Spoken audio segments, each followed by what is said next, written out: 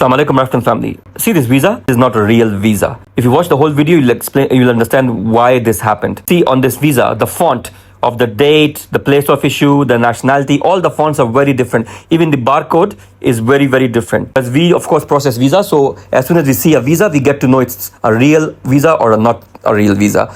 Then, of course, we checked in the system, no record found. That happened with this person. Let me tell you the story. The sister came to my inbox and said, Kareem, can you please check the visa?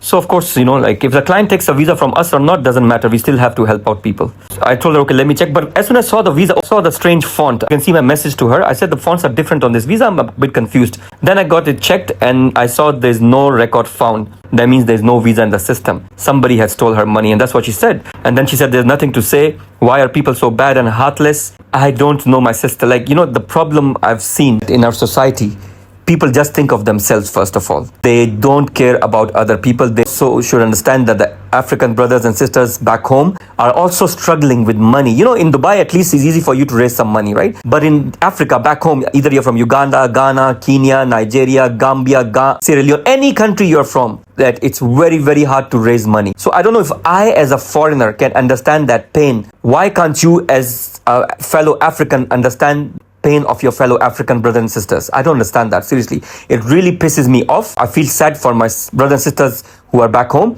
and I really feel pissed on these people who are doing this to their own fellow Africans. But that's one point. Second point, you see, like this sister, she came to me first and she asked me for the visa. I gave her the price, but she said, listen to what she said.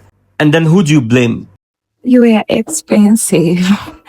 You were expensive. That's why I was like, let me use some other person.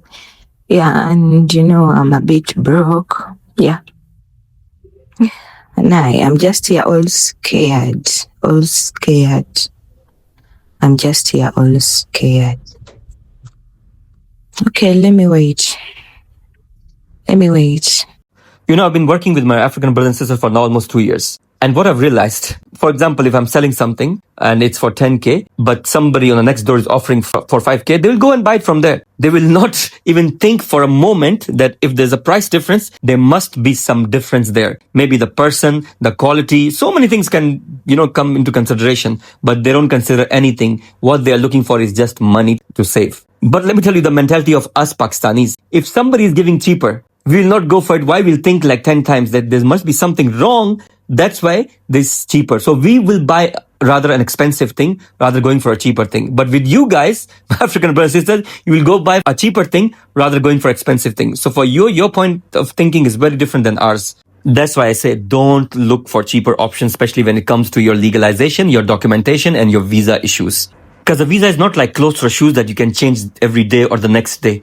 Visa is for a long time. Once you get it done, it's done. So make sure you think wisely. If you don't have enough money, please wait until you collect the money and work with the right person, rather working with someone who will just steal even the little money you have. So guys, it's you to decide whose fault is it, but I'm feeling sorry for my sister and also not happy with the person who did it.